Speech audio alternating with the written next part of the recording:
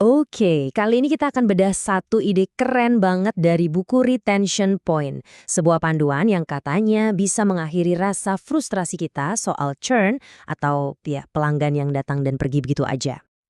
Pernah ngerasain nggak sih siklus yang satu ini? Anda udah kerja keras banget dapatin pelanggan baru, senangnya cuma sebentar, tahu-tahu beberapa bulan kemudian mereka hilang gitu aja. Wah, ini siklus yang benar-benar bikin capek hati dan pikiran. Nah, ini dia peta perjalanan kita hari ini. Ada 5 langkah kunci. Kita bakal mulai dari akar masalahnya, terus kita coba ubah cara pandang kita. Dari situ kita akan temukan senjata rahasianya, bangun sistem buat ngejalaninnya, dan di akhir kita bahas satu kemenangan tercepat yang bisa langsung Anda terapkan. Yuk kita mulai dari yang pertama, kita coba definisikan masalah utama yang mungkin kedengarannya familiar banget buat Anda. Penulis buku ini punya istilah yang pas banget untuk ini, treadmill keanggotaan.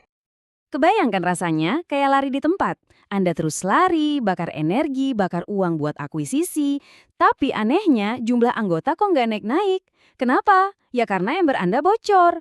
Pertumbuhan yang sesungguhnya itu mustahil terjadi kalau semua tenaga kita cuma habis buat nambal lubang yang ditinggalkan anggota yang diam-diam pergi.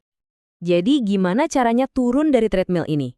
Nah, semuanya itu dimulai dari satu pergeseran cara berpikir yang fundamental banget. Ada 2 cara untuk melihat bisnis Anda, dan pilihan yang Anda ambil bakal menentukan segalanya. Di satu sisi, kita punya marketer. Mereka ini terobsesi banget sama akuisisi. Pas anggota mulai pergi, solusinya apa? Tambah lebih banyak barang, lebih banyak konten, lebih banyak fitur. Yang ironisnya justru bikin anggota makin kewalahan.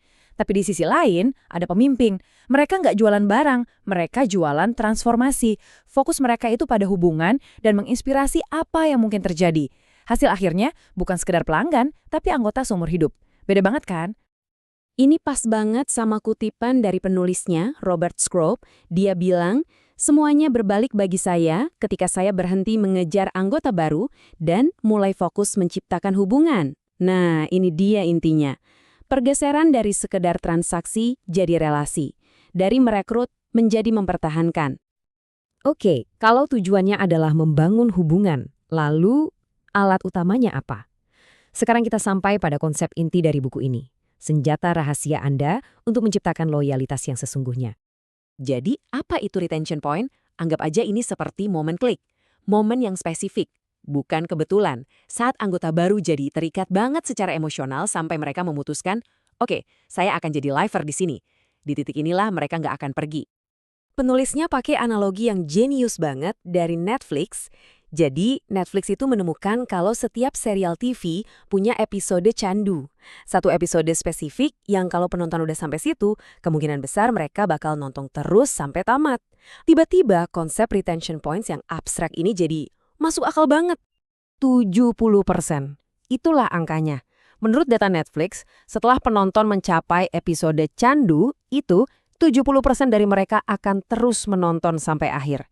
Ini bukti nyata betapa kuatnya sebuah momen komitmen tunggal yang kita rancang dengan baik. Inilah poin utamanya. Jangan biarkan momen ini terjadi karena kebetulan.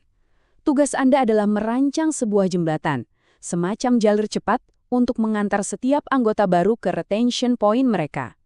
Jangan biarkan mereka tersesat dan mencarinya sendirian. Kita udah tahu tujuannya adalah retention point. Pertanyaannya sekarang, gimana cara membangun jalan tol untuk sampai ke sana? Penulis memperkenalkan sebuah alat praktis untuk merekayasa momen ajaib ini secara sistematis. Alat itu disebut member on ramp. Coba bayangkan metafora jalan raya. Sebagai anggota baru, Anda butuh jalur khusus untuk berakselerasi dengan aman dan bergabung dengan arus lalu lintas tanpa merasa kewalahan. Nah, itulah tujuannya, membimbing, bukan membanjiri dengan informasi. On-ramp ini punya 4 tujuan utama. Dan coba perhatikan, ini semua tentang emosi, bukan informasi. Tujuannya adalah untuk menginspirasi mereka, memberi kejelasan supaya nggak bingung, membantu mereka mengambil langkah pertama yang mudah untuk membangun momentum, dan terakhir, menunjukkan kepribadian Anda agar koneksinya terjalin. Secara taktis, ini bisa berupa halaman terima kasih yang langsung meyakinkan mereka bahwa ini adalah keputusan terbaik, atau video sambutan personal untuk membangkitkan semangat. Bisa juga rangkaian email yang memandu mereka langkah demi langkah, atau bahkan paket fisik untuk menciptakan pengalaman yang tak terlupakan. Dan ini adalah kesalahan terbesar yang sering kita buat. Tugas onboarding itu bukan untuk mengajar, bukan untuk membanjiri mereka dengan seabrek kurikulum. Tugas utamanya adalah memperkuat alasan emosional mereka bergabung, hidupkan kembali impian mereka, tanamkan keyakinan bahwa mereka bisa berhasil, dan bantu mereka menetapkan tujuan pertama yang paling mudah dicapai. Oke, jadi dari semua elemen on-ramp yang bisa Anda bangun, mana yang paling penting? Mari kita fokus pada satu hal yang akan memberikan dampak terbesar dan tercepat. Anggota Anda tidak bergabung untuk mendapatkan kue.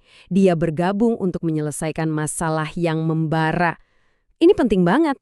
Kita sering tergoda memberikan bonus atau hadiah kecil, tapi penulis mengingatkan mereka datang untuk sebuah transformasi. Mereka datang untuk mencari solusi. Karena itulah, elemen paling krusial dari on-ramp Anda adalah merekayasa sebuah kemenangan. Bukan kemenangan besar yang butuh berbulan-bulan, tapi sebuah kemenangan yang cepat dan bermakna. Inilah jalan tol tercepat menuju retention point. Kenapa kemenangan kecil ini begitu dahsyat? Karena secara psikologis, ia melakukan 3 hal penting. Pertama, ia membangun kepercayaan diri anggota seolah membisikkan, "Hei, saya bisa melakukan ini." Kedua, ia langsung membuktikan nilai program Anda tanpa perlu menunggu lama. Dan ketiga, yang terpenting, ia menciptakan cerita sukses pertama yang mengubah mereka dari konsumen pasif menjadi duta yang aktif. Pada akhirnya, buku ini meninggalkan kita dengan satu pertanyaan yang nusuk banget. Ini bukan lagi tentang apakah strategi ini berhasil, tapi kapan Anda akan bertindak. Jadi pertanyaannya adalah, berapa banyak lagi anggota yang harus Anda relakan pergi sebelum Anda beralih dari sekedar merekrut menjadi sungguh-sungguh menciptakan pengalaman yang membuat mereka tak ingin pergi?